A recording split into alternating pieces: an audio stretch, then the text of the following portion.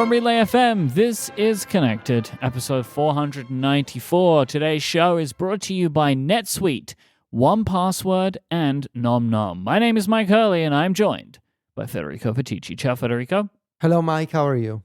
I'm very well. And we are also joined by Mr. Stephen Hackett. Hello, Stephen. Hey, boys. Hi. Hello. What's up? We're back together. It's another week in tech news to talk about. Love European tech news. I like tech news. I like tech, you know? Yeah, we're into it. If we Put didn't, that on the box art for the show. I like tech. I like tech. Yeah. I'll change the tagline in the CMS. Mm-hmm. Yeah, and it's like make it look like one of those like recommendations, like a movie review. Tech, You know? 4.5 stars. Federico Pretty good. Petici, Mac Stories. What's on follow-up this week, boys? I have, for realsies this time, the last piece of shower follow-up. No. Why? You see, I regret we asking. can't. This is like I'm sure there's something in parenting about this, where like if you say a thing and you say it's finished, and then you do it again, you're undermining yourself, and then no one's ever going to believe you. There must be a parenting thing here. Okay, You well, are we'll just move losing on. People won't know. You're losing credibility on the internet, Stephen, by doing this. Which is the most important thing. We all know that. Okay. It's the most important currency. And I actually now, personally, I think it is better that no one ever knows what we were going to talk about than to actually talk about the thing. Okay. Yeah, they shouldn't. They shouldn't know. Well, so, well, we're going to talk about showers. We were going to talk about green. You'll never know, right? Yeah. But it's something we decided we would not talk about again. But yet, Stephen, here he is trying to throw it in there. And now it's gone. Maybe we could put it in the pro show and make people pay for it. Monetization. GetConnectedPro.co. Connected. What is it? Get connected. GetConnectedPro.co. Yeah, we will talk about it in the post show. Perfect. All right, just going to move that down to the bottom of the document. I've done it. If you want to know what the follow-up is, you got to pay. Okay. Give us money. Hey, what's the MM1 model? Why does it have so many M's in it? And why do they have to, we already have something called the M1. Why did they need to do this? Oh, now I have the MM1. MM1. So what's the M1? MM1. Yes. All right, so basically, I think Stephen did this. Stephen put in a block quote that if I read, I'm worried no one will ever listen to the show again. Did you put this in here, Stephen? I did, for that exact reason. Okay, great. So basically, Apple has published some details on some promising AI models that they have built. The key things that I have been able to understand from reading what people say about these models is that this model, particularly the MM1, is very small. So it could, in theory, run on device. It doesn't need 16 NVIDIA GPUs in a data center to do anything with it. But this model is nowhere near as sophisticated as something like ChatGPT. But what it should be able to do is carry out tasks based on various visual and text inputs. It also has great support for context. So it will understand context of things and also context from previous questions. So I read a report on Mac Rumors and they kind of said you could imagine having a stream of conscious-like conversation potentially with a model like this, and it would know what had been referenced before and would be able to keep that context in mind, which again, something very useful for carrying out on-device-based tasks for your data. So people seem very excited about this because it's an interesting model, but also Apple has been very forthcoming with their work. And I think this echoes back to what we were talking about a couple of weeks ago, which is like, if you want the best people in machine learning and AI, you have to let them publish because this is what they want to do. And so if you don't let them publish their work, then you're not going to be able to get some of the best talent around, I think. I think that's exactly right. Yeah. Thank you. We're going to talk more about Apple and AI later on, but this is follow-up to it. This is the story of the year, I think, in many ways. Yeah. I mean, like literally later on in this episode. But also, in like June Yes, but he meant later in the episode, Steven. I know. And we can maybe also talk about it next week if that's what Stephen wants to do. but we're also going to talk about it today. Look, this podcast is now about showering, if you're a member, and AI if you're not a member. If you're not a member. And if you don't like that, I don't know what to do for you. You know? Quite the spectrum of content that we cover, you know? It really is. We received a couple of questions at connectedfeedback.com about sideloading and security. So I'm going to read both of these and we can talk about it. Ian says, in last week's episode, when talking about the DMA, I feel like you overlooked and underconsidered the security aspect of the conditions Apple is putting on developers and alternative app marketplaces. There are lots and lots of scammers who will love nothing better than to have some avenue to get their deceptive, cheating, costly, nefarious apps onto an Apple device. I appreciate Apple's efforts to protect us. And Brian writes in and says, I'm really worried that iPhone app distribution, especially for free or very cheap apps, get monetized by making you have to go to some scammy software developer site when there's 5 buttons that say download and only one truly works and the rest take you to nefarious websites. So Brian and Ian are both very worried about scams. Now, Brian and Ian, I'm sure, are very nice people, but I'm concerned that they have been they have taken what Apple wants them to have. You know what I mean? Like Apple's putting propaganda out into the world. You can say they've been Apple pilled. They've been App Store pilled. Because look, my take on this, right? Because also it's like this idea that we neglected that. No, we didn't neglect this. Like it's not. We are aware of the fact that there are scammers in the world. Part of the reason we notice is the case is because they're on the App Store now. Yep. Like scammy apps exist on the App Store right now. Yes. And also, notarization is supposed to find this stuff. Like the way that Apple has proposed notarization for the DMA is in part to find this. Like there is, as we've spoken about before, there is a human review element where you're supposed to provide information and screenshots about your app, and a reviewer, or I guess a notarizer, will have to go in and check that it is as you say it is. So there is an element there where it's supposed to stop some of this. But as I mentioned, there are already scams of various kinds in the App Store. Maybe they're not the exact ones you're imagining. But the other thing is, have you been on the internet? Like the World Wide Web, the internet information superhighway. Like this is the stuff that already exists out there. Ultimately, again, if you're not happy about this, then Apple should have let the reins go a long time ago. Because the only reason they're being forced into doing all this is because they did not heed the warnings that people like us have been giving for literally years now that this kind of stuff was coming for them. And so now they're just here. But I think that if and when this happens, the fact that they have this notarization process, I think that's fine. And I actually agree with it. As long as they place, which they said, no judgment over the content of the application, as long as it's legal, I guess, then I'm fine with that. Because they shouldn't be able to say, oh, we don't like this, we don't like that, which is what Apple do right now. But they are going to try and do some element of making sure that the app is what it says it is. Yeah, we'll have a link in the show notes to an article outlining the notarization process for these apps outside of the App Store. And it's exactly what you said. It's accuracy, that how the app is presented is how it is in real life. Functionality, so free of serious bugs and crashes, compatible with the current versions, using public APIs, not private APIs. Safety, which I think is a big one. Apps cannot promote physical harm to the user or the public. Security, so that's the malware, malicious code, that sort of thing.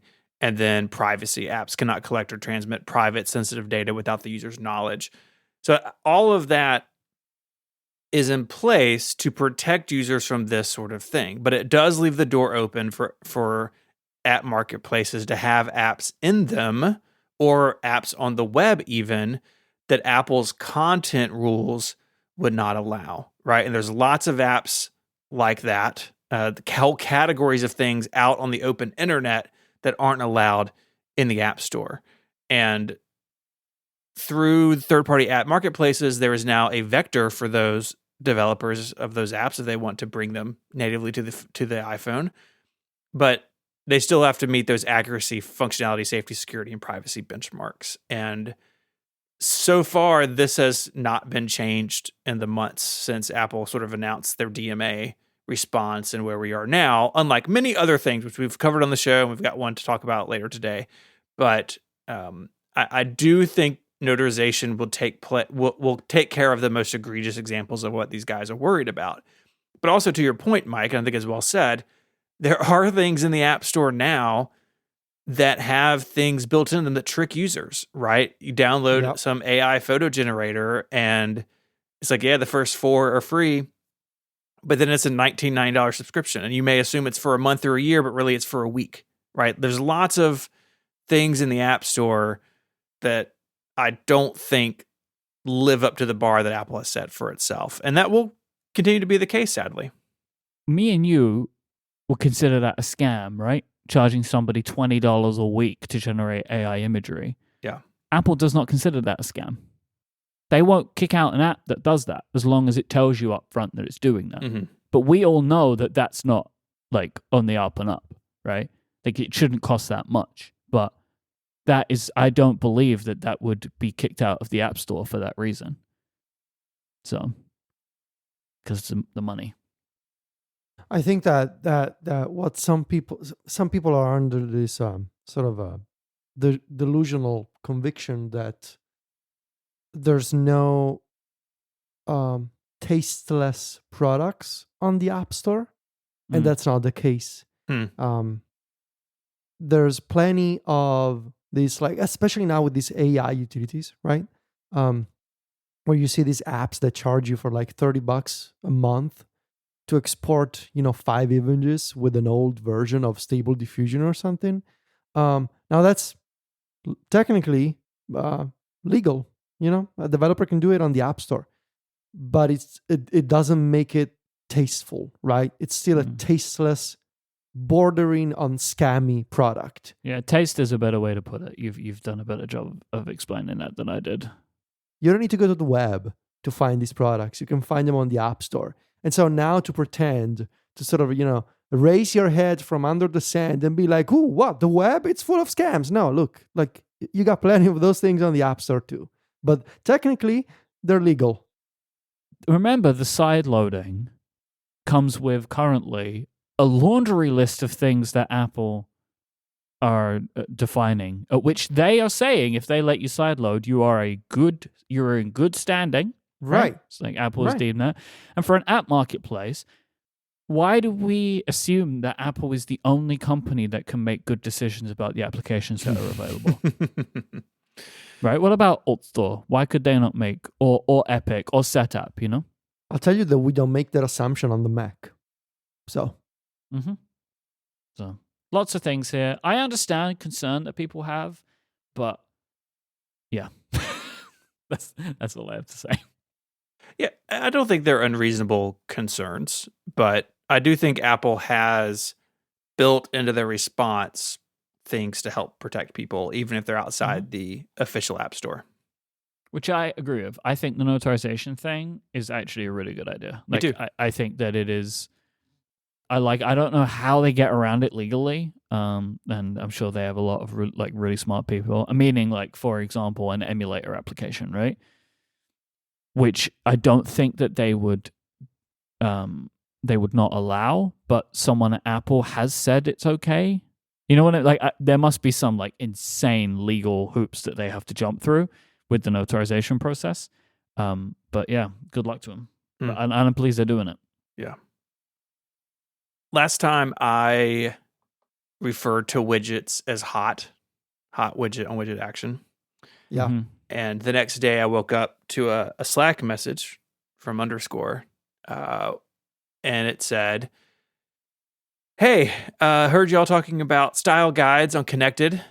Seems like something maybe we could have at CrossForward. And he sent me a URL. So at this point I was like, oh great. Like we're gonna, this is a good project. We should do this. And then I realized I'd been trolled by the nicest man on the internet. Yeah. So, Myke, do you want to read these 2 entries in the CrossForward Consulting Style Guide? CrossForward Consulting Style Guide. Editorial Guidelines for CrossForward Consulting, March 2024. Widgetsmith. Point 1. Widgets should never be referred to as quote-unquote hot. Point 2. Widgets should never be referred to as being involved in any quote-unquote action, except as may relate to their interaction with the action button, should such an integration ever be built. It's very good. Winky emoji. I like this. What I like about the potential of this web page is that over time, David could just keep giving his feedback about Steven's performances on Connected. By like, and it gets to a certain point where Steven is allowed to introduce himself, and then that's the end of his ability to speak on the show. I just love how dry this is. Like it's such the perfect Steven troll, I think. Yes. Like this Can style. I ask Steven, did you get like red-faced or anything when you read this? I laughed. Was No, there I any- mean, Okay. at first I was like, oh, this is a great idea. And then I read the first one. I was like, oh, I see what he's done. This is very good. So I like that Steven got excited about the prospect that it was almost like a twofer, right? Where like Steven was like, oh, I get to write a style guide. Yeah. Oh, lovely. My favorite. Nom, nom, nom, nom, nom. And then actually it was just a troll, which then I got- therefore is a two-part troll, which is just great work. It's the double troll. Underscore's a good troll because he doesn't do it often. Yeah, exactly. Right? Yeah. And so when he gets you every time because you don't expect it. Mm-hmm. So bravo, Yeah. Dave. Bravo. All right, boys, it is time for our favorite weekly segment, Teach Italian. In our quest to teach Myke and Steven the Italian language, we have now reached the final portion of the Italian alphabet, the trickiest one to date. Today, we are going all the way down to the letter Z or Zeta. And to do that, we'll have to face some challenging letters, my friends. So today we're doing RSTUVWXYZ. Mm-hmm. And we're going to get started with what I believe is the trickiest one of the bunch. The R, or the rolling R. So in Italian, this would be, so it follows a similar pattern to what we've seen before with the MN, like it's MNL. This one is R. Now the tricky part is in the like the sound in the middle, right? R. It's the rolling R, which I don't know how to teach you how to do it. Well, like, here's my question to you. Yeah. Surely not every Italian can do this. No, but I would say the vast majority of us do. So the ones that can't do it, like me, They're I'm an they're Italian who outcasts. can't do this. They would say R. Okay, Yes. so, which is what Yeah, right. I'm going to do momentarily. Yeah. Okay, go for it. Ere. Okay. Ere. Yeah, that's good enough. All right. Now, So what Steven's I going just- for. I Just don't. good I enough. honestly don't know how to teach you how to do r with your tongue. So Yeah, no, I I can't don't do know. it. Maybe we can try that in person sometime. Yeah. I don't know, it's, That is some Sure. hot widget on widget action right there. that's some hot alphabet action going on. Now this is the next one is the last letter that follows the template that we've seen so far. So Can this I one just is- go for it then? Go for it. Esse. Yes, perfect. It's esse. Essay. Yes. Essay. Steven, you still have the same problem. It's longer sound in the middle. Essay. Yes. Wait, was that hissing? Did I hear some hissing? Oh God, my phone. All right. So these ones I think are pretty easy. The T is just T. So T. it's T. yeah, T. The U is U. Ooh. Ooh. Yep. Ooh. It's like a surprise. Yeah, ooh. That's a Yeah, cheeky it's like- letter. I like ooh. that one. Ooh. The V is kind of similar to the previous one. Is VU. Voo. Voo. Yep. Voo. Ooh, voo. It's not woo. It's VU. Voo. So you have Yep. like, wait, so do you have ooh, voo, light? Yeah. Amazing. It's like that. It's That's like an that. uvu. That's an uvu if I've ever seen one. Now the the W is interesting because we call it literally double U. So it's doppia V. Doppia means Ooh. double, and V is for Oh no, The- wait. You have double V, right? Double V, you call it, which is like in French. Yeah. Yeah. Doppia V. Doppia V. Doppia. Yep. Oh, that's my favorite so far. That's good. Doppia That's V. good. That's good. So X is X. X. Eek. Yep. I feel It's like I knew this because of the iPhone. I think this was a thing that you were saying. iPhone that X. people were calling it iPhone X in Yeah, Italian. yeah. Oh, do y'all remember the iPhone math rumor? Yes. Oh my god. It's my favorite yes. thing on the internet. That's one of the best things ever. Oh my and it God. was because of Plus, right? Like, That's up there. The iPhone math is up there with the headset Steve Jobs Legacy Edition, whatever. Do you remember that? No, Steve Jobs Heritage. Yeah. Steve Jobs Heritage Edition. Oh my God.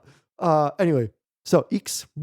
So this one. Oh, this article written on 9 to 5 Mac by Mark Gurman, which is a thing that I feel like I'd forgotten that he was ever there. It's been so long. That was 11 years ago. The iPhone math. Yeah, iPhone math. 2013.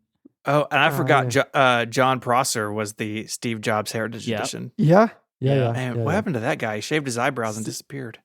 I saw someone talking about this the other day. He just does the podcast. Like, he doesn't do the rumor stuff anymore. I don't think. No, he does. He did a Vision Pro review that I saw on YouTube. Yeah, he's like an Apple content creator now, as opposed to a rumor monger. Yeah. All right. So the next one, it's just we have two left, guys. Okay, and the next one is really tricky. It's totally different from English. So in English, it's Y. Yeah, why? In Italian, I believe it's based on the Greek letter. I don't know. Anyway, it's Ypsilon, which is a whole word. Yes. Ypsilon. It's like the car. Have you seen the Lancia Ypsilon car? Yeah, I feel like the word epsilon is a thing Yes. that I'm familiar with. Like, it has another meaning. It's kind of like epsilon, but it's Ypsilon. Ypsilon. Yes, perfect, Stephen. Yeah, I guess the funny thing is epsilon is the fifth letter of the Greek alphabet. So they're just like, you're just playing with each other, you know? Rearranging. Yeah. Yeah. And lastly, Z, it's Zeta. Zeta. Yep. Is that like Greek? That believe feels so. Greeky to me. It sounds Greeky, yes. Yeah. So to recap, R, S, T, U, V, W, X, Y, Z. Doppia V is S tier. Wait, Yes. no, wait, it would be Esse Tiere. S tier. It's weird to me that in English, the W is literally double U, even though we write it like it's a double V, which is the way y'all do it and the way French does. It's just like, how did that happen at some point in history? You know, like how did those things become parallel changes? Well, I actually think I can help you with this. Okay. So hit me, I Duolingo. believe in ancient Roman times, sorry about the crossover here, the U letter was shaped like a V. So like if you see old... Yes. Right, so I used to live across from a library, and over the top it said public library, but the U in public was shaped like a V. So I always used to call it Pavublik, which was very funny to me as a kid. But I think that might be why, that actually those letters were closer in representation, and so we call it double U because it was double whatever. But yeah, I don't know this to be the case, but this is my guess based on the word that Pavublik existed. Well, the alphabet is done. I can't wait for next time. Starting next week, boys, we're gonna start actually all the speaking numbers Italian. Oh, I guess okay. we can do the the just numbers go into first. infinity. We just start with one. We can do the numbers. And then we'll start speaking some basic sentences so that you Perfect. can also start understanding the very basic structure of the Italian language. Which is all I've ever wanted. Yeah, but there you go. The alphabet is done. Thank you, Professor Ticci. You're welcome. This episode of Connected is brought to you by NetSuite. Quick math. The less your business spends on operations, multiple systems, and delivering your product and service, the more margin you'll have and the more money you keep. But with higher expenses on materials, employees, distribution, and borrowing, everything costs more. So reduce costs and headaches. Smart businesses are graduating to NetSuite by Oracle. NetSuite is the #1 cloud financial system, bringing accounting, financial management, inventory, HR into one platform with one source of truth. With NetSuite, you reduce IT costs because NetSuite lives in the cloud with no local hardware required, and you can access it from anywhere. You cut the cost of maintaining multiple systems because you've got one unified business management suite. You improve efficiency by bringing all your major business processes into one platform, slashing manual tasks and errors. Over 37,000 companies have already made the move, so do the math and see how you'll profit from NetSuite. Look, I know the importance of finding ways to cut costs to boost business performance. It's hard out there for small businesses right now, and NetSuite can be a great tool to help yours. And now through April 15th, NetSuite is offering a one-of-a-kind flexible financing program.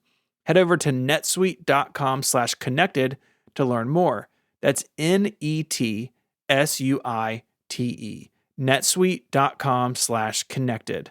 Our thanks to NetSuite for their support of the show and Relay FM.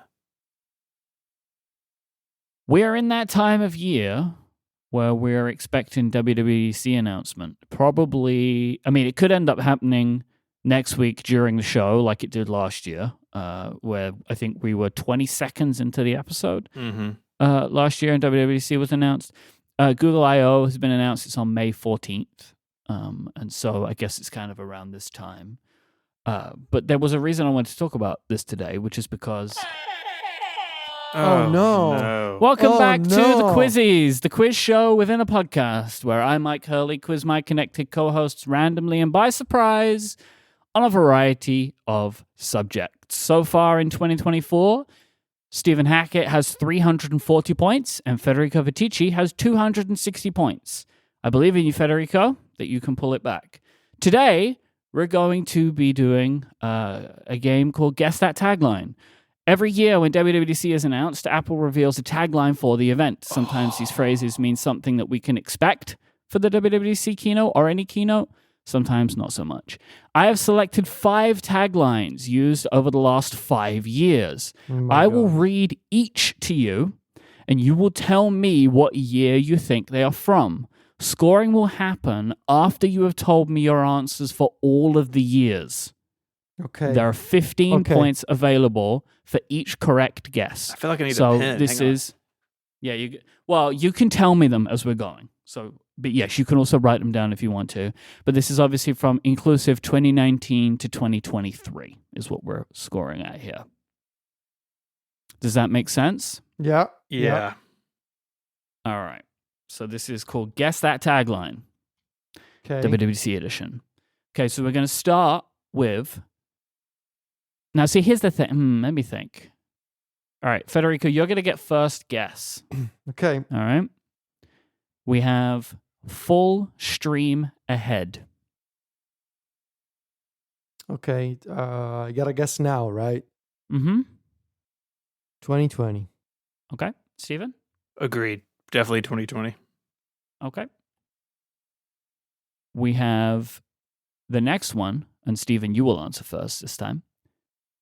Write code, blow minds. Gonna say 22. Okay. Federico? 22. Yeah. Okay. The next one, Federico, you'll go first. Code new worlds. I will go torn between 2. I will go with 23. Okay. Steven? I know it's boring, but I also think 23. That sounds me like too. Vision OS. Okay. Steven, glow and behold.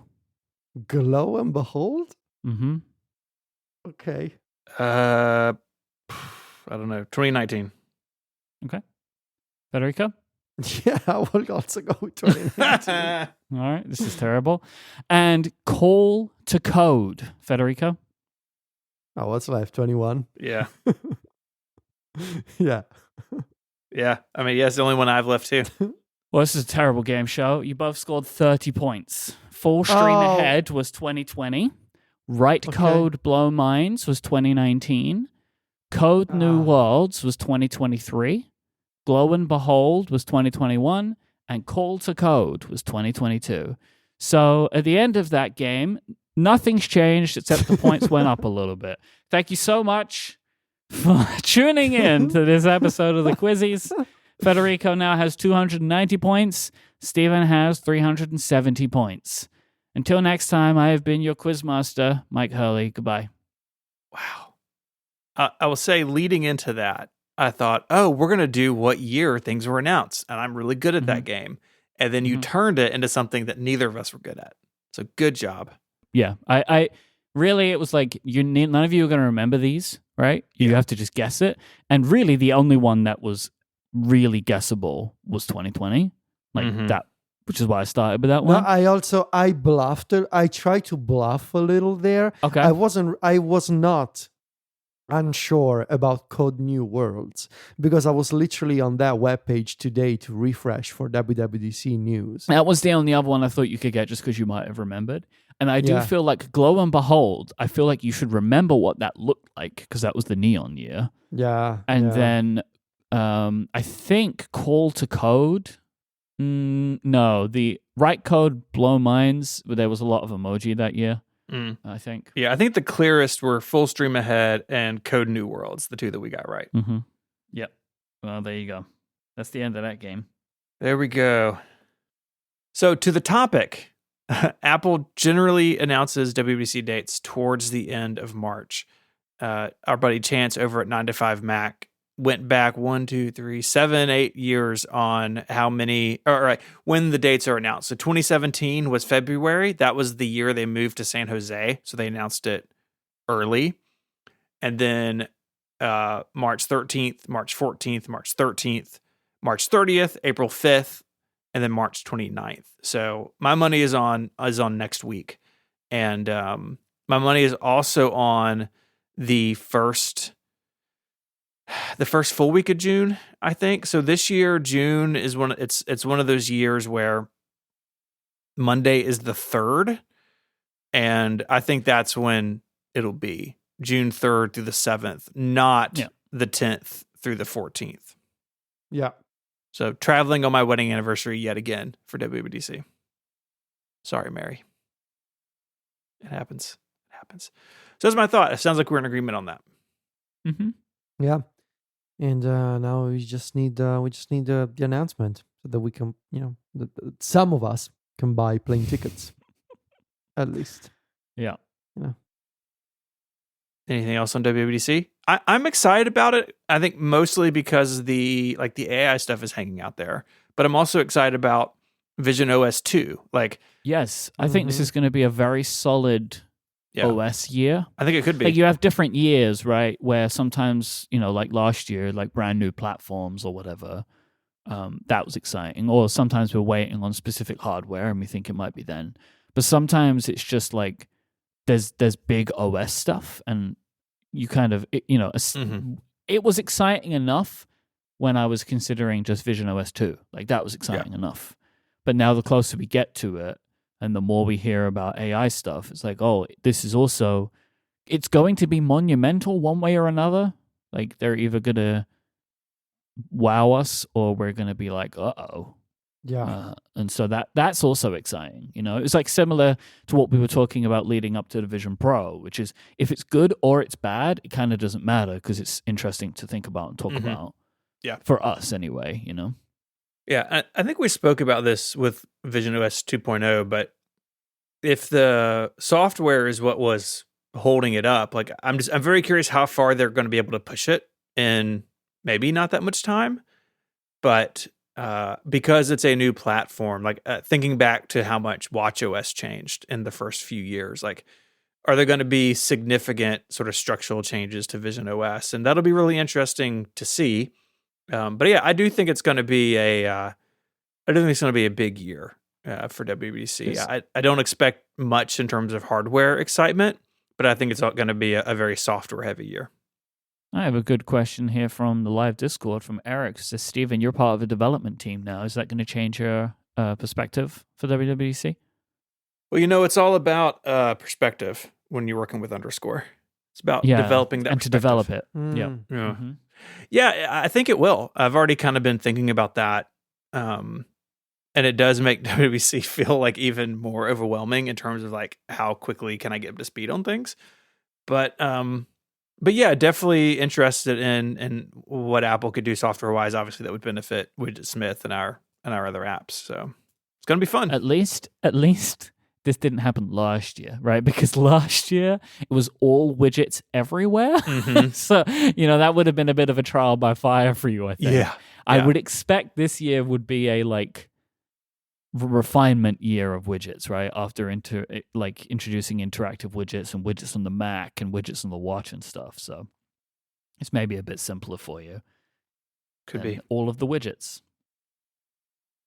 Speaking of waiting, it's like a lot of us right now who care about Apple, which is probably a majority of the listeners that we have to this program today, are also waiting for a iPad announcement. This has been primed. I feel like for about a year now that this was kind of the time frame in which we would be hearing about new iPads, namely OLED iPad Pro and an iPad Air, potentially a big iPad Air as well. The most recent reporting that I've seen, Mark Gurman is still saying end of March at the earliest, but most likely going into April, either for announcement or release or both. There are lots of other rumors corroborating this. Everyone's saying that they're shipping in April, no matter what's happening. So we may get an announcement next week, or probably the week after. But now there are a couple of other things that are circling around this. 9 to 5 Mac was reporting that the 11-inch may be in shorter supply. I think this was coming from some supply chain stuff. It could just be that Apple knows which iPad Pro sells the most and is ordering accordingly, right? Yeah. It's probably what's happening. And then there was a rumor today that I personally don't buy, but we'll see, that there may be a matte display option, kind of like a nano texture or something like that. I want to know what you guys thought about that. This is an interesting one because I really feel like, matte displays are good for some use cases, and especially if you're working, with design assets, for example, and you have a window behind you and like glare really becomes a problem there. That is why Apple offers the nano texture glass option for their displays. But I feel like they're really not that great when it comes to color vibrancy and reproduction, when it comes to video or playing games, which seem to me like tasks that a lot of folks perform on an iPad, like watching video, watching movies, and playing games. That is the reason why, for example, when Valve released the new Steam Deck OLED, I didn't go, John didn't go, and Myke, I believe, didn't go either for the matte display option. We went for the OLED glossy display. I mean, I just didn't need a terabyte one. Like, that's why I did it. I did the 512 or something. But also, like, in watching video comparisons, and I know that I had this conversation with John, it became quite obvious that the glossy OLED just made the colors pop a lot more on the screen.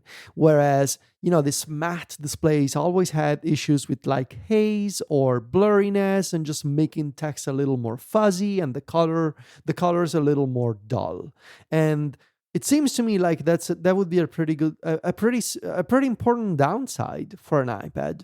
But I could also see, like, I think it's an interesting rumor, at least, because I could see a scenario in which some professionals may say, well, I'm using the iPad Pro because I'm an artist. Primarily, I use it to draw with the Apple Pencil. It's really important for me to eliminate glare and have a non-glossy display. And in that case, I understand the thinking behind it. But similarly, there could be a lot of people who are like, oh, I read books outside on my iPad, and having no glare would maybe be good for that. But I don't know if an iPad Pro is necessarily the right product there, but I don't know. maybe people who live on a nice desert island somewhere or whatever, they don't care if their iPad's expensive. I don't know. I can't speak to that. The reason that I find it skeptical is unless Apple has developed something new, right? It would seem very peculiar to me to be like, hey, here's OLED, and also here's another change at the same time that's going to change the way the screen looks. Like, it just seems like that's maybe one too many changes at once. Maybe it's just an option. I think it would be an yeah, option. but still, yeah. I have no doubt it's an option. Sorry, I clearly didn't make that clear. But still, like, here's the OLED iPad. We're really excited about this new screen. We're Also, there's an option for a matte one, which changes the way this new screen looks. Like, I don't know. I would find that to be peculiar, but you never know. I think it would totally be optional because I assume it will come with expense, right? But there's also this other rumor out there that the iPhone can end up with a matte screen. It's actually from the same source. This source says that the iPhone would be next year because it's a new super hard anti-reflective layer. And to me, that's more interesting than just the iPad. It's like, well, is the iPad going to use technology that we've already seen, like the kind of fragile nanotexture glass that you have to clean with a special cloth, and if you lose that cloth, you have to buy another one, while the iPhone is going to have something that's maybe more easy to take care of or like less fragile in a way.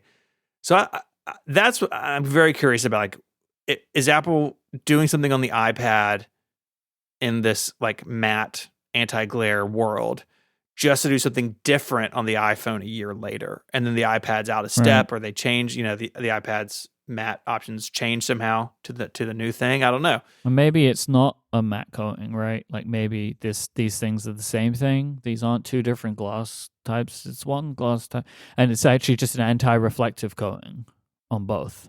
Well, but the rumor says that what is coming on the iPhone isn't ready yet. And so if that's true... Maybe not ready yet for the iPhone.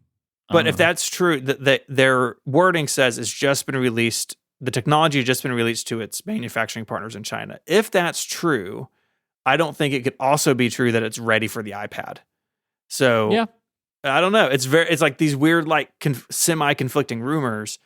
But I do think it would be an option. I think for some people who use their iPad for certain things, it's a great option. The thing that I thought about was it was not going to happen, but the iPad mini. We always see like Apple's photos, like it's strapped to the leg of like a helicopter pilot. Like, yeah, I'm sure in that use case, a matte display that's not reflective would be sick, but it's not. It's just going to be on the iPad Pro for now. It's going to be expensive, potentially kind of weird, but it does answer one of the questions we've had of like, how is the iPad Pro different than the iPad Air? And OLED would be one thing, but my guess is that people who care about this, or even people who don't care about it, they can see the difference more clearly between LCD and between matte and like regular screen technology versus LCD and OLED. So that's interesting to me as well. Like, is this something just on the Pro line for a while to help distinguish it from the iPad Air, which seems to be growing in size and kind of matching it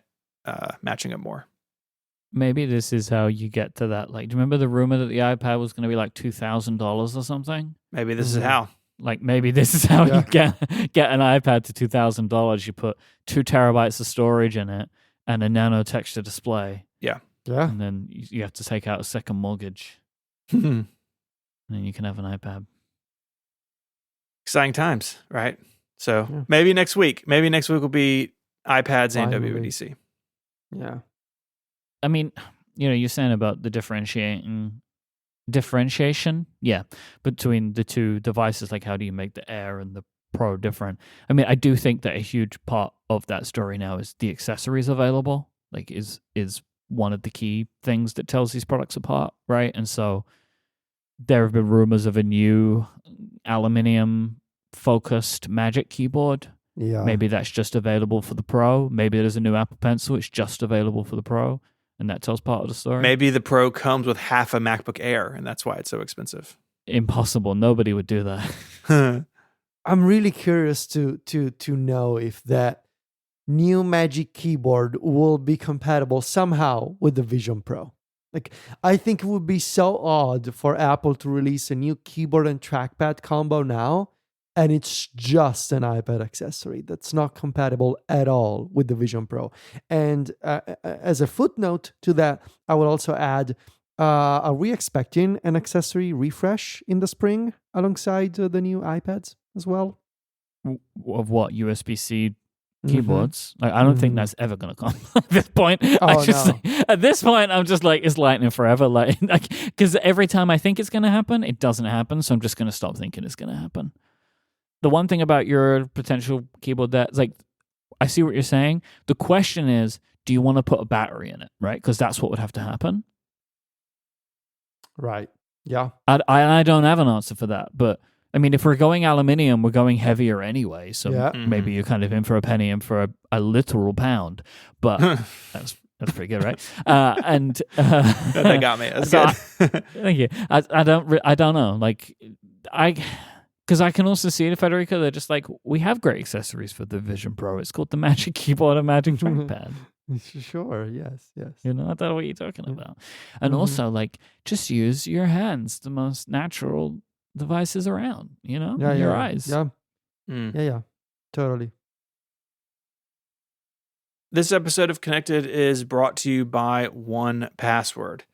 It's bad when you forget your phone or what day you got married, but it's worse if you forget a password you desperately need to access something like your bank account. Keep your logins handy with a little help from 1Password. 1Password combines industry-leading security with award-winning design to bring private, secure, and user-friendly password management to everyone. Companies lose hours every day just from employees forgetting and resetting their passwords. A single data breach can cost millions of dollars. 1Password secures every sign-in to save you both time and money. Any device, anytime, 1Password lets you securely switch between your iPhone, Android device, Mac, and PC with convenient features like autofill for quick sign-ins. All you have to remember is the one strong account password that protects everything else: your logins, your credit card, secure notes, or even the office Wi-Fi password. 1Password will generate as many strong, unique passwords as you need and securely store them in an encrypted vault that only you have access to. On this episode, we were talking about some of our earliest App Store purchases, and 1Password is on my list from those early days, and I've been using it ever since. I use it at home and at work, and I honestly could not live without it. 1Password's award-winning password manager is trusted by millions of users and over 100,000 businesses, from IBM to Slack to those of us here at Relay FM. It beat out over 40 other options to become Wirecutter's top pick for password managers. Plus, regular third-party audits and the industry's largest bug bounty keep 1Password at the forefront of security. Right now, listeners can get a free 2-week trial at 1password.com/connected. That's one, like the number, 1password.com/connected. Our thanks to 1Password for sponsoring the show and Relay FM. A couple of days ago, there was a workshop that the European Union put on for the DMA. I don't truly understand the way that this thing came together, but the term workshop would seem to indicate it is free for everyone to just show up if they like, but it feels more like a bunch of companies were told they needed to be there, and then there were some other people that were there, and they were having conversations about DMA, and there was lots of stuff going on. Something that was really interesting that was pulled out, I saw the video of this from Steve Troughton-Smith. We'll include a link to 9to5Mac as well, where they transcribe it. Riley Testut, he created the Alt Store. I think he also did an emulator, Federico. Is that right? Oh, like yeah. That was what Delta, yeah. That's the one. And then he created Alt Store, which is the thing that exists right now for jailbroken phones as a way to offer Delta, and is making Alt Store as an alternative app marketplace. I should change the name to Alt Marketplace, which would be funny. They won't, but that would be funny. And so Riley was there to ask questions to Apple about this stuff. And his main thing was asking about how Apple would protect a developer whose app blows up and they are then on the hook for tons of money because that happened to him. Where I think he said something along the lines of it would have cost 5 million euro. Yes. Yeah, 5 million euro is how much he would have needed to pay when Delta blew up. And he actually told a story about how he had huge S3 costs. And him and his parents contacted Amazon to explain the situation, and they waived it. And so Riley was kind of saying to Apple, like, what are you going to do for people like me who make a thing and then it goes viral? Again, previously mentioned, Underscore would have been one of these people, right? That like Widget Smith blew up and, you know, he would have been on the hook for gosh knows how much. So Kyle Andier was representing Apple. Kyle, I don't know what he does at Apple, but is obviously a representative. I'm assuming a legal representative. And I'm going to read his response. We looked at the data. We didn't see many examples of where you had that viral app or an app that just took off that would incur a huge cost. That said, I don't care what the data said. We want people to continue to feel and not be scared that, hey, I'm going to some parent, I've got 4 kids who play around with this stuff. I don't have 5 million euros to pay. This is something we would need to figure out, and it's something we're working on. So I would say on that one, stay tuned. Now, I will put a link in the show notes to the video. Like with most of these things, you kind of need to read it. You need to see it. Like when you hear it read aloud, it's hard to follow because, you know, transcribed speech is peculiar. It's worth watching the video that Steve Troutman clipped out.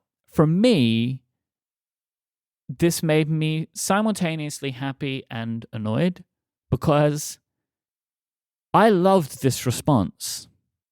I found it very valuable to see a person and hear a person talk about a thing and to explain it in this way. And I believe them that they looked at it, they didn't think it was going to happen very much, which it probably wouldn't happen that often, especially like in Europe, right? Like very specifically. Like, you know, an app can blow up and that's great, but then like there's a portion of it in just one territory and then you've got the million, right? And da-da-da-da-da. Like how often would someone actually be hit with a large amount of money? I believe that they looked into it. I believe they created their system around that, but it's so helpful to hear them say that and then to also say the rest of it, which is like, we don't want this to happen to people. We're going to find a way to deal with it. Like, and it kind of, for me, I feel like all of this stuff that we've been talking about for the last month or whatever, I think Apple could build their case better if they would communicate this way about this more often, right? Where like, we only saw this because the European Union streamed it. Like, we would not have gotten a comment, I think, in this way from Apple that could be published, right? I know that a lot of media, I think you, Federico, have been in briefings. I don't know if this is how Apple talks about this stuff in those briefings. I don't know what you can and can't say about that. But I just think rather than reading these press releases that have been manicured of an inch of their life and sound so hostile, I think it would be much better to hear more like this from people like Kyle, who are good communicators and can speak plainly and clearly and in a friendly manner to people's concerns. I just found it to be refreshing. I can tell you that they're never spoken in these terms. Like, they've never said, stay tuned for changes to the core technology fee. Like, that I can tell you with certainty. Because I guess it's like a similar thing, which is like the answers that they give you, they are prepared in a lot of instances, yes. I'm assuming, or at least like because it's, I don't know, legal things or whatever. And you know, there's a lot of we're gonna circle back with you on this one, for other types of questions. Which that is an answer that could have been given to the question that Riley asked, right? But I feel like the way which it was answered with the context and all of that kind of stuff was just, I just think, just much kinder, friendlier, like open. Feels like that they were willing to have a discussion, which I guess that was the point of the workshop, so maybe they needed to make sure they sent someone who had that manner. I don't know. Phil Schiller. Definitely seems to me like a friendlier manner and tone than Phil Schiller. So I feel like what's interesting here is not necessarily the maybe required compliance, which we're gonna talk about in a second, and the requirement forced by the EU to change the core technology fee. But what I think is really interesting in reading between the lines is the recognition of the perception problem. When Kyle Andier says we want people to continue to feel and not be scared that, hey, like the thought of, if I develop on Apple platforms and I do this, I may incur some horrible costs. Therefore, I'm never going to be developing for Apple platforms. Like that perception problem is, I think, what Apple is recognizing here. Yeah. Like you don't want people to think that, if you make an app on Apple platforms in Europe, those guys in America are going to charge you 5 million euros. Like that quickly becomes a meme and a perception issue that you want to eradicate right away. And so I think, first of all, this was an excellent question and example by Riley. Mm-hmm. He's the perfect person. And I will just say, because I've said it, Riley was also very respectful and asked his question in a very open and kind manner, like with compliments and stuff like that first. Like I just thought the entire exchange was really good. Maybe Kyle could more easily answer in that manner because Riley wasn't coming and fighting, I don't know, right? But it was a great exchange. It's like a few minutes long and it's definitely worth watching.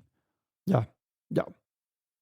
Also, in an interview with Reuters, EU Commissioner Margaret Vestager said, there are things that we take a keen interest in. For instance, if the new Apple fee structure will de facto not make it in any way attractive to use the benefits of the DMA. That kind of thing is what we will be investigating. Yeah, there you go. This quote to me sounds like the European Commission is okay with the CTF in theory. But if there is an issue, they will want it changed, right? Which is what she's saying, right? Like, if it becomes a thing that now no one's doing it, except the people that can definitely afford it, then we'll investigate that. Like, if this was done to protect and defend customers, but if the only and developers if the only developers and customers who can take advantage of these are Spotify and Spotify users, then what's the point, right? Like when they're saying de facto not make it in any way attractive to use the benefits of the DMA. Like we made the law, you complied to the law, but you complied in a way that it doesn't make it attractive at all to respect this. Therefore, it's all useless. Like the way you complied doesn't make it like something that people aspire to take advantage of, and therefore it's a useless regulation. And so that's what they're looking into. And I think that exchange and this comment from the commissioner, they go so well together because they're two sides of the same coin: the developer perspective and the EU perspective of the CTF may be okay, but you've done it in such a way that what are the developers that are going to be taking advantage of this? Yeah. And so I remain convinced that we're going to see some changes on this front, either intentionally from Apple or mandated by the EU. I don't think it's soon, though. No. Yeah, it may not be soon in terms of our game that we're playing. It may not be within next week. Yes. How things have been coming out at a fast clip, right? But it feels to me that any significant change to the core technology fee might be a ways away, except Apple maybe doing some kind of clarification.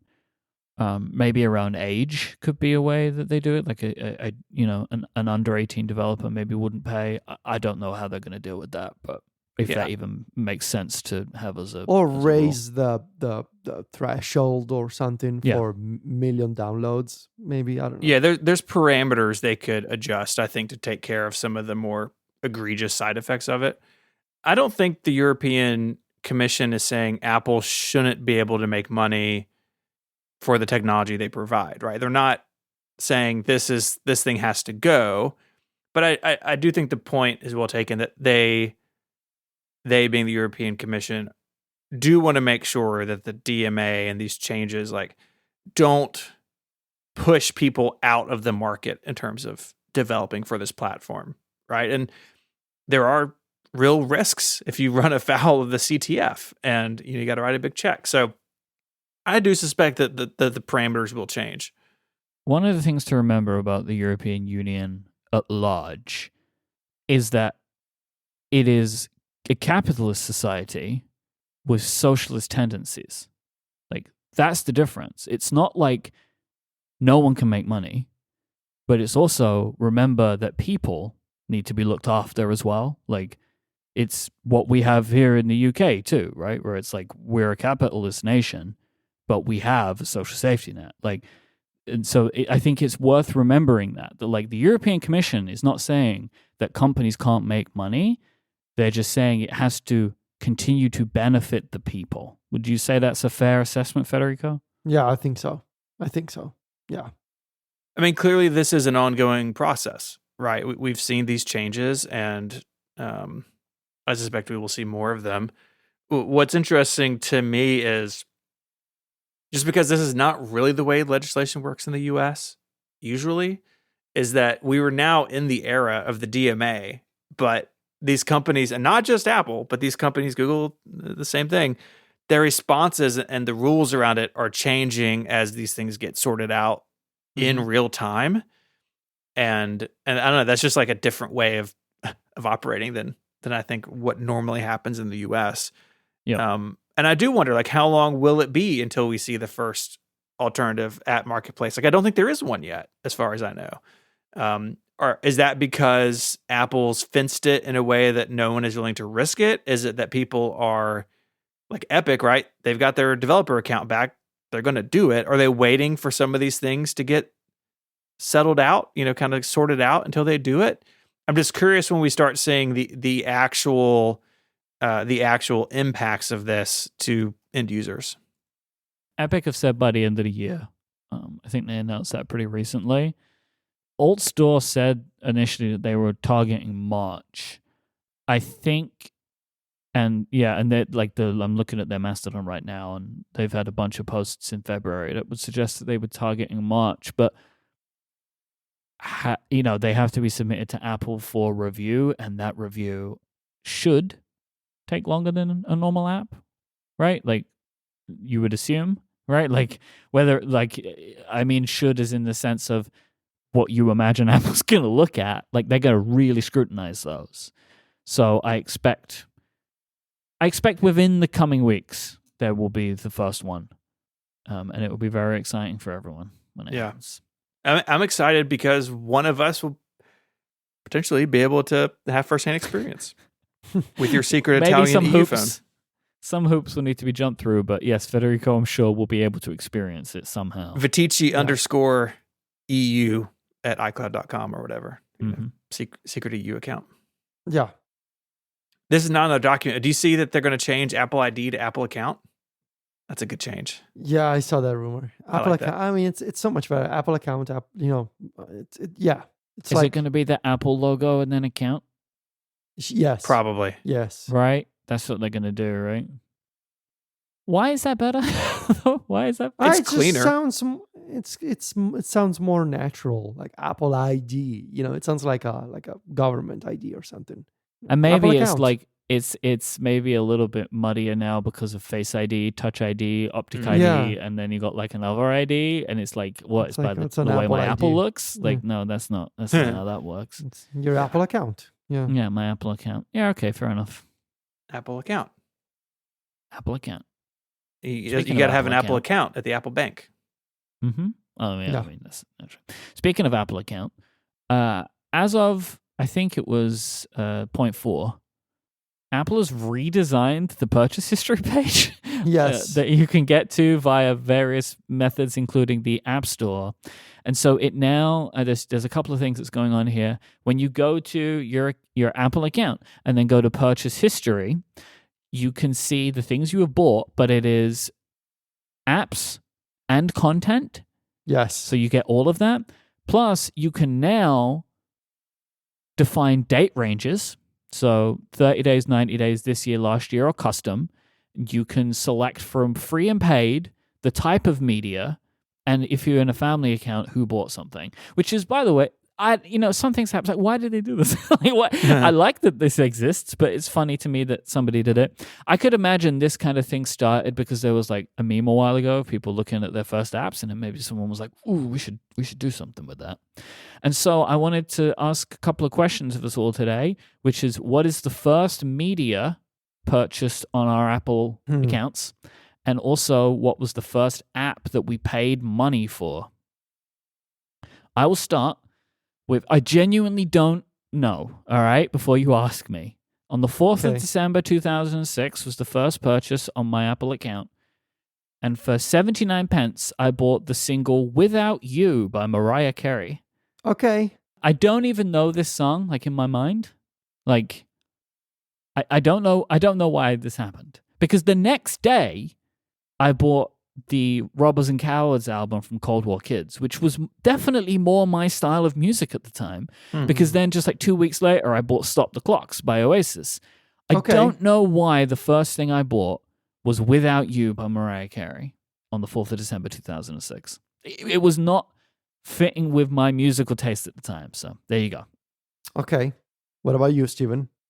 So it's just loading up here. And because I was trying to find the dates, I didn't write down the dates in the thing. But in the media side, I know these were all in 2008. Both of these were in 2008. Was the Italian Job film from 2003? What? Bought that 5 years later. Wow. So that's good. Okay, here it goes. No, it did load. It was just spinning for a second. So that would have been in, like I said, 2008, February 2nd, 2008. So this is the Jason Statham new mini one, right? Mm-hmm. Yep. And then in the second media piece, by the way, Such Great Heights by the Postal Service. Ooh, that's a good one. On brand. The first app I purchased... you're jumping ahead. We didn't get to that yet. Oh, sorry. We're not doing apps. We're not doing apps. So I am ashamed to admit that in my days of youth, I was very into pirating media, which is something that I regret and something that I have tried to, We all grew up in the age of LimeWire and Napster. Yes, and like we were from that time where you couldn't get digital music. And I've tried to, become a better person, and now I have my personal music collection. Just today, Myke, I pre-ordered the upcoming reissue of the Supersonic single by Oasis on CD. It's coming out in April. So anyway, on CD. On CD, yes. Wow. They're also doing a 7-inch disc version, but I'm doing the CD. Anyway, I wasn't buying a lot of music when I was younger, and I was also very late to the Apple ecosystem. So my first media purchase is a song that I bought on August 3rd, 2010, The Catalyst by Linkin Park. Ooh, that's good. It's a good song. It's a good song. Now, I was trying to look like what's my first movie but you cannot filter by movies in this purchase history, right? Because I only have apps, music, videos, books, Apple Care Plus, and other. So there's no movie category. So I wouldn't know how to find them. Not just be video? Wouldn't that just be movies and TV shows? So if I do video, it says one result in 2010. From pole to pole, planet Earth? But it says $0. That was a real jump scare. What? At the beginning, where is this going? And then it's okay. It's a planet. Let's Earth see. Two thing. results in 2011 for videos. Okay. All right. So this is interesting. So in 2011, I bought a bunch of stuff in 2011. I bought the Oh, this is interesting. Lasers, the show goes on. A music video. Is this what's his name? The the rapper. Come on. I don't know, The man. Can I show just goes jump on. in real quick with my Yes. my 2007 video purchases? Mm-hmm. All right, so we've got the first one, the video for The Ghost of You by My Chemical Romance. Ooh. Oh, nice. Then the video to 500 Miles by The Proclaimers. Very music video focused here. Then the music video for Brian Storm. Then the first season of Bam Margera's Unholy Union, which was, I think, Wow. a reality TV show about the skater. It was Lupe Fiasco, by the way. I Thank you. bought a music video from Lupe Fiasco. But get this, and this was, I don't know what I was doing on June 15, 2011, but I was on a hot streak over here. So I purchased Master of Puppets by Metallica, then Nothing Else Matters, then Enter Sandman, and then Wow. Hotel California. You were in a mood, my Well, friend. no, the thing is, Metallica wasn't available anywhere, right? So, like, you had to buy it if you wanted it. Yeah. Yeah. Oh, and I also got Cupid's Chokehold featuring Patrick Stump. Now that's a good song. Okay. Well, this is on the same day I also downloaded Mr. Reader from the App Store. Do you remember Mr. Reader? We're not talking about apps one- yet. Yeah. No, we're not talking about apps. Okay. So anyway, Linkin Park. I miss them every day. Me too. All right, we're doing apps. We're now? doing apps now. Okay. So, my first app that I paid for was Solitaire by Mobilityware, and it was £1.19. Okay. It's good. So mine, July 10th, 2008, the first day of the iPhone App Store. And there are a lot of free apps listed on this day. But the first one that's paid is Twitterific Premium. Now, the price is not listed in the purchase history, but I found a blog post on the Icon Factory saying that it was $9.99 for Twitterific Premium. I had free Twitterific. Yeah. I didn't get the premium version. Yeah. I had that big Mac Genius money at the time, so I could spend $10 on an app.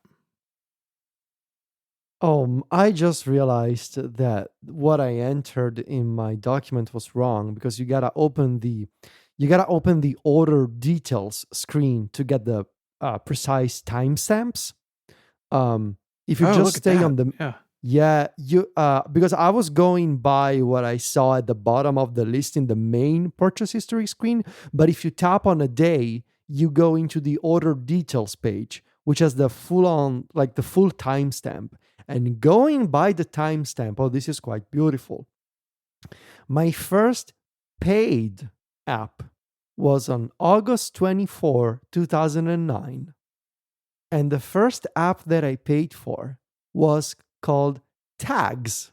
Now, I believe that Tags was a Delicious Bookmarks client. Do you remember Delicious Bookmarks? Oh, I yeah, do, yeah. Yeah. And the developer of Tags was Ole Zorn, the same developer who years Whoa. later would What? create Pythonista and Editorial. Yep. Wow. Yep. Within 1 minute on August 24, 2009, I downloaded a $2.99 Tags, and 1 minute later, from the same developer, NewsRack, an RSS client, also made by Ole Zorn, at $4.99. Yeah. Oh, see, now I realize I messed up too. My first paid app was actually £5.99 spent on iLingo French. Mm. Well, there was a good reason for this. I've told this story before. The day that the iPhone came out, I was going to Paris the next day. So I bought a French language app, I suppose. To learn French on the way.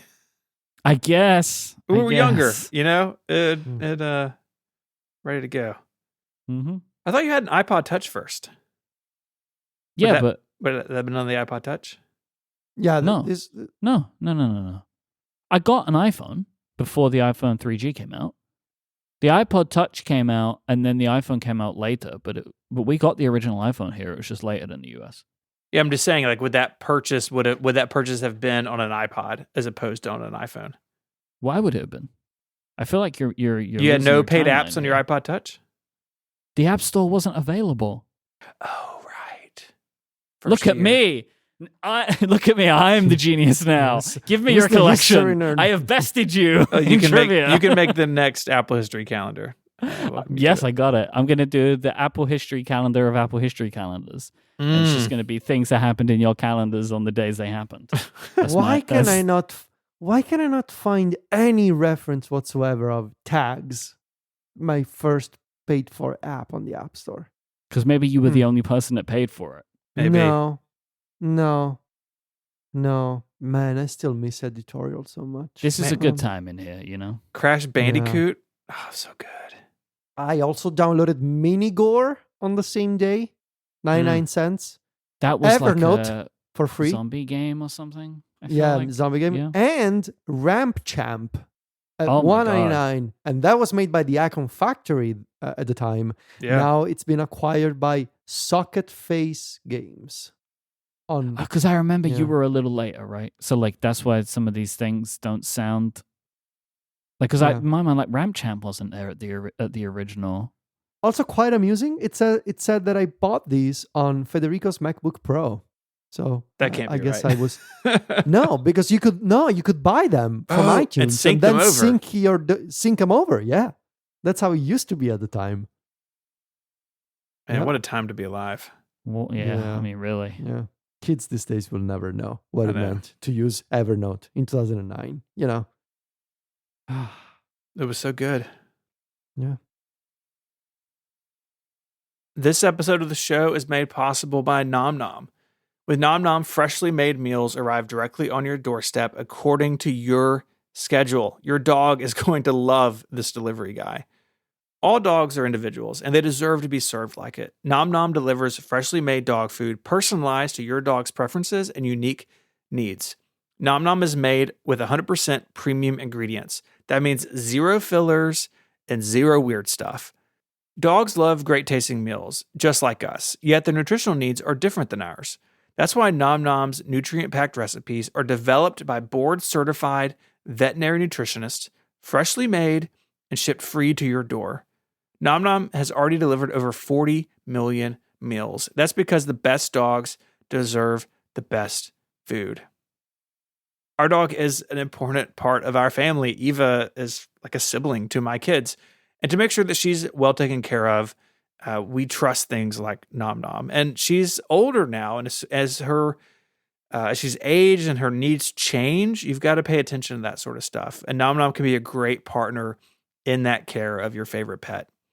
So say goodbye to boring dog food. Your dog deserves a reason to run to their bowl for every single meal, every single day. Go right now for 50% off your no-risk 2-week trial at trynom.com/connected. That's TRYNOM, trynom.com/connected, and you'll get 50% off. Our thanks to Nom Nom for the support of the show, our fuzzy best friends, and Relay FM. Bloomberg and the New York Times are reporting that Apple and Google are in discussions over Gemini, Google's Gemini AI model being used as part of iOS 18.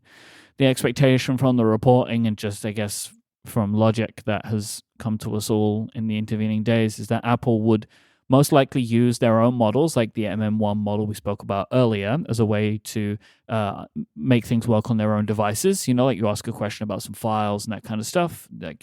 And then they would use Gemini.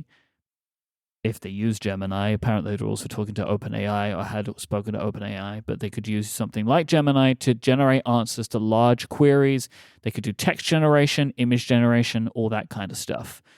Essentially, the way I've been thinking about it is if you imagine every time that you ask Siri a question and it says, I found this on the web, that it would actually now give an answer that came from Google Gemini instead, which might be a better experience than just, you asked me this question, now click on one of these 6 links. Yeah. What do you guys think about this? I think you had an excellent conversation about this on Upgrade with Jason. And I fully support the theory that you discussed on Upgrade of I think there will likely be a sort of a local on device layer of intelligence. That's the Apple GPT we're thinking of. Um, and that's the Apple made large language model that sort of decides where other queries should go. Right.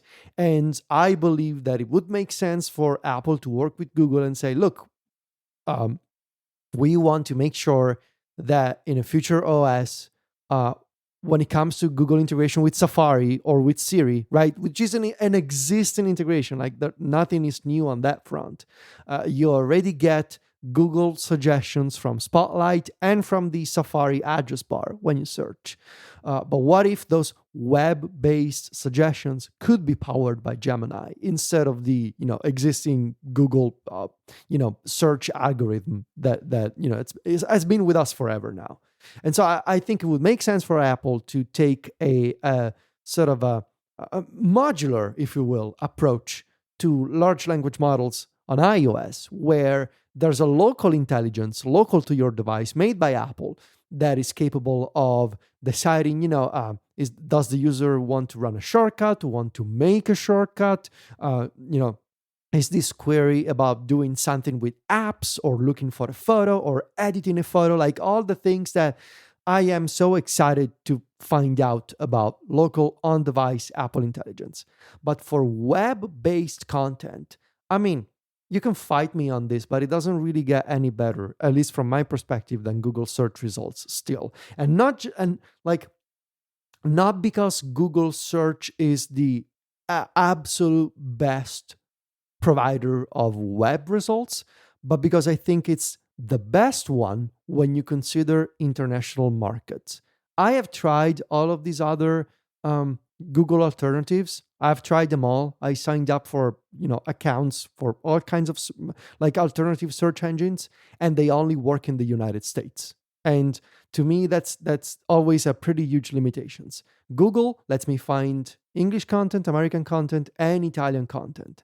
And so it doesn't get any better from my perspective than Google when it comes to web results. And so for that reason, I think it would make sense for Apple to say, we're going to have our own intelligence. You don't need Gemini to use a large language model that edits one of your photos in the Photos app, right? If Apple is doing that sort of stuff in iOS 18, if they're going to do the sort of commands where you can say, hey, take this video, chop off the first 10 seconds, and then make it black and white and share it with iMessage. Like, you don't need Gemini for that sort of integration. You need an Apple large language model that's specific to iOS. But for the web, I mean, of course you would go to Google, right? And so I think it makes a lot of sense. And it's not really even that surprising. And I don't think it means, oh, Apple is now, they are so behind. They went to Google and they begged them. Tim Cook got on his knees and begged Google to please let us borrow Gemini. Like, I don't think that's what happened. They are behind, though, right? Like, they're behind Google, but Google is like one of the only few companies that is at the because they've been doing this for a long time, right? So, but yes, I don't think there's a begging going on, but that do we, when you think about it, do we expect that Apple should be able to do this? Like, this isn't necessarily their core competency. Apple doesn't have a search engine. Like, they do, but it's never been a real product. If I want to ask you something, so if in the next Siri, I think it's pretty simple.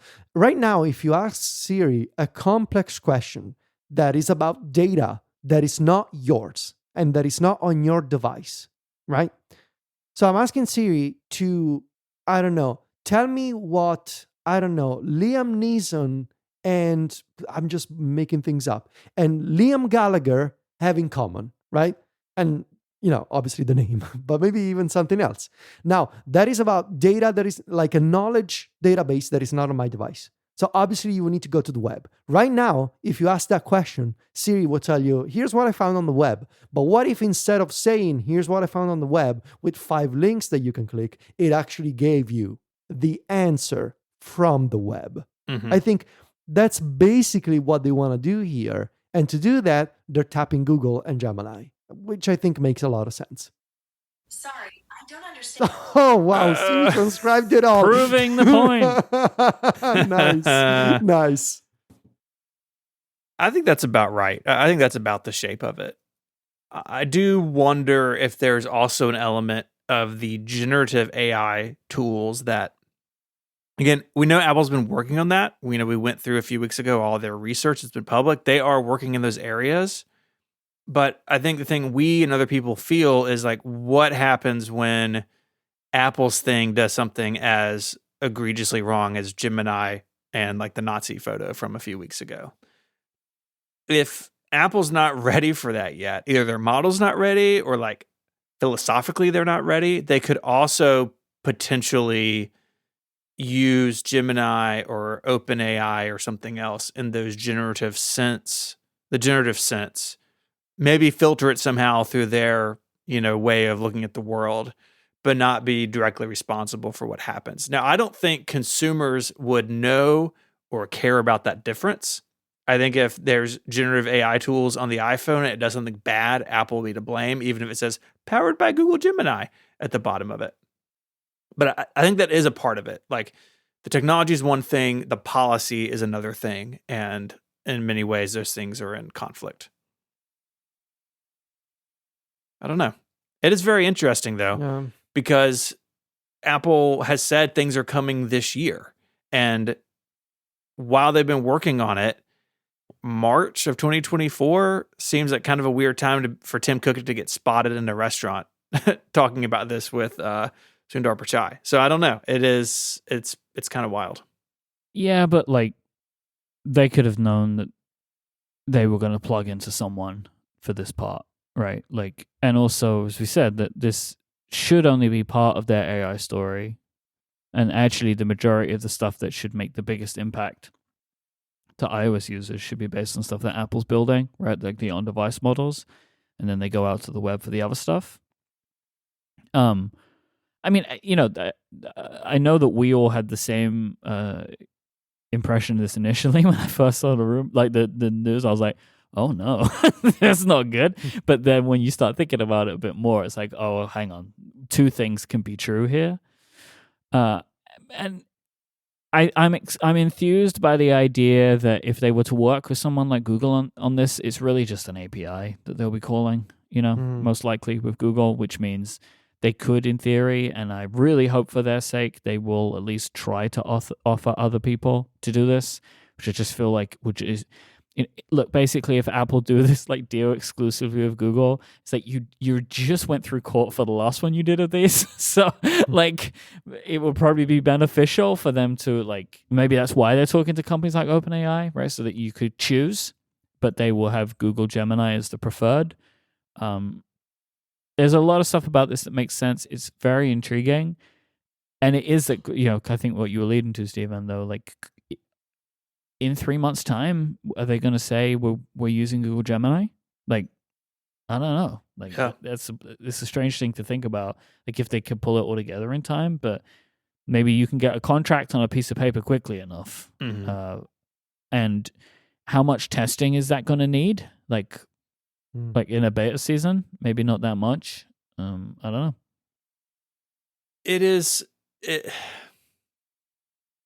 There are obvious parallels to the Apple Maps situation. This is something that Jason spoke about in Upgrade, where Google Maps was on the first iPhone, and it was Google services and an app built by Apple in conjunction with Google.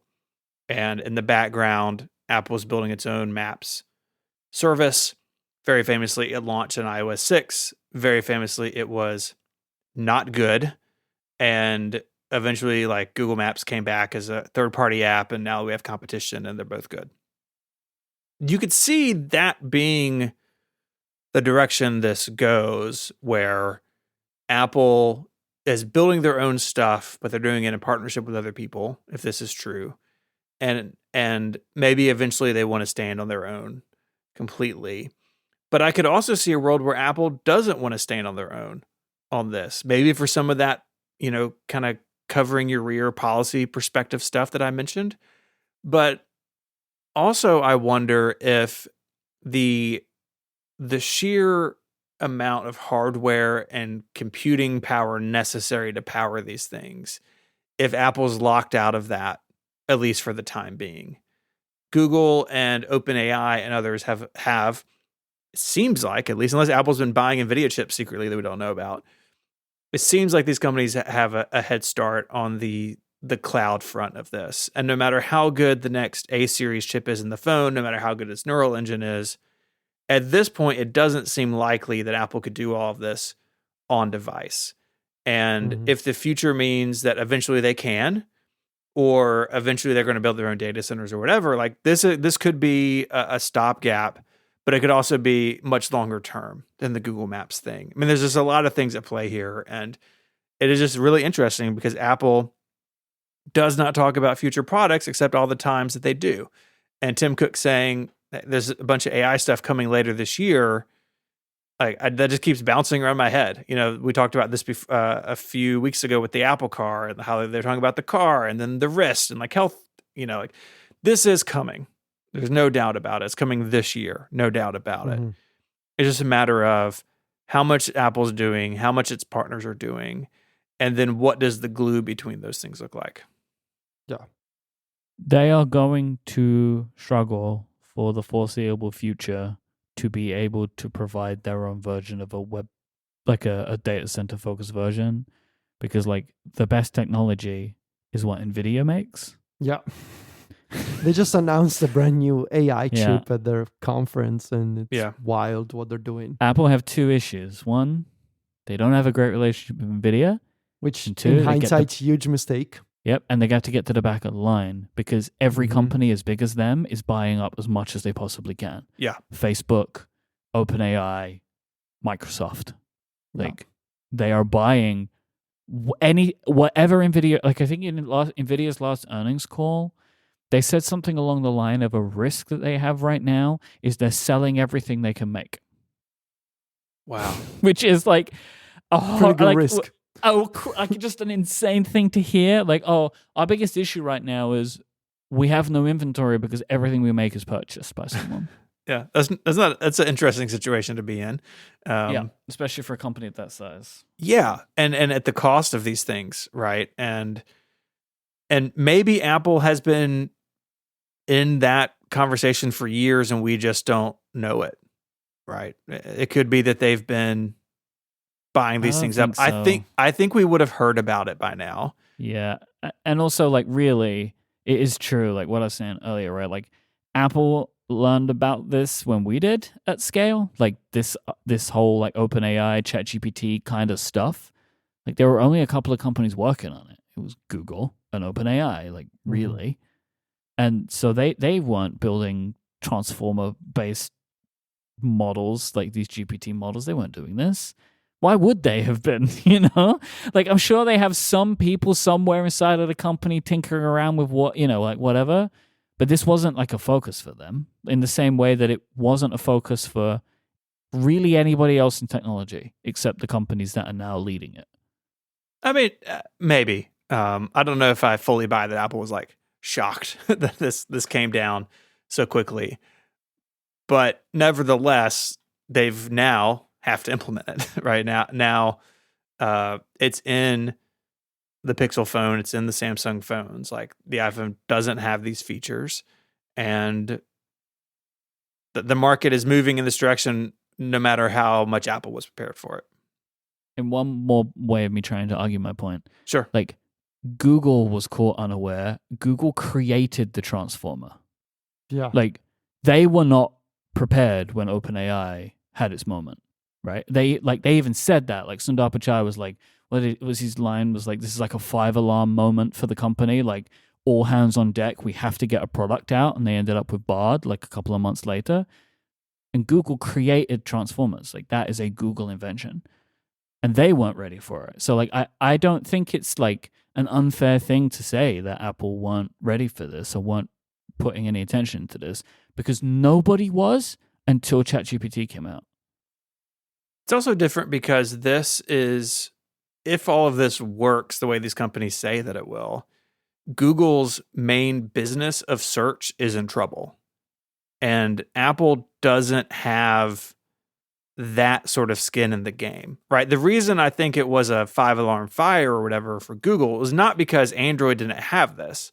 It's because if they're not on top of this and building it into their products, then their cash cow in the long term is in danger. And Apple comes at it from a very different place because for them, it's a competitive issue in iOS versus Android, the iPhone versus the Galaxy S24, but it's not a existential threat that it is to Google. I don't know if I agree with that. Like, I agree with the idea that it is an existential threat to search. Like, you're correct. I believe that this is an existential threat to the way computers work, and that's what Apple cares about. Like, that if somebody else creates the full AI computer, that is a threat to Apple. Mm-hmm. Like, if somebody's able to make something that is fundamentally different and better, like, that is what Apple are supposed to do. And AI could do that, right? In theory, like, this is what everyone's talking about. So that is also an existential threat to them, but it's just a different one. It's like it's a less immediate one, I feel like. But I've also kind of gotten to the point where I'm going to stop trying to put anything on a timeline because every timeline I've set over the last 2 years around AI has been horrifically wrong. So I'm just assuming it's all coming very fast and then just dealing with that. It's going to be an adventure. Whatever happens at WWDC, it's going to be fun. Well, if you want to read more about the stories we spoke about, check out the show notes. They're in your podcast player. They're also on the website, relay.fm/connected/494. While you're there, you can submit feedback and follow up. You can also become a member and get Connected Pro, the longer ad-free version of the show that we do each and every week. Membership also comes with access to our members-only Discord, a newsletter, some members-only podcast. Lots of great stuff over there. So go check that out. If you want to find us online, you can find us on Threads and Instagram as Viticci, Viticci. Myke, Imyke, and me at ISMH86. Federico, of course, is the editor-in-chief of MacStories.net, continuing to grow international publishing powerhouse over there at Mac Stories. Yes. It's a good way to put it. Yes. Yeah. International publishing powerhouse is amazing. The IPP. As a description. Yeah. The IPP. Yes. The Oh, wait. IPP. No, wait. How do you say I? E? Yes. Oh, no. E? Pe? Yeah. No. Poo. P. B? P. Yeah. EPP? Yes. There you go. EPP. Shouldn't have been as hard as I made it. Yeah. You can follow Federico on Mastodon as Viticci at MacStories.net. You can find Myke's work across the Relay network. He's on a bunch of other shows. He also does amazing work at Cortex Brand, and you can find him on Mastodon as iMyke at Myke.social. You can find me there as ISMH at eworld.social. You can find my writing at 512pixels.net, and I co-host Mac Power Users, which comes out on the network each and every Sunday afternoon. I'd like to thank our sponsors for this week's episode. They are NetSuite, 1Password, and NomNom. And until next time, say goodbye. Arrivederci. Cheerio. Bye, y'all.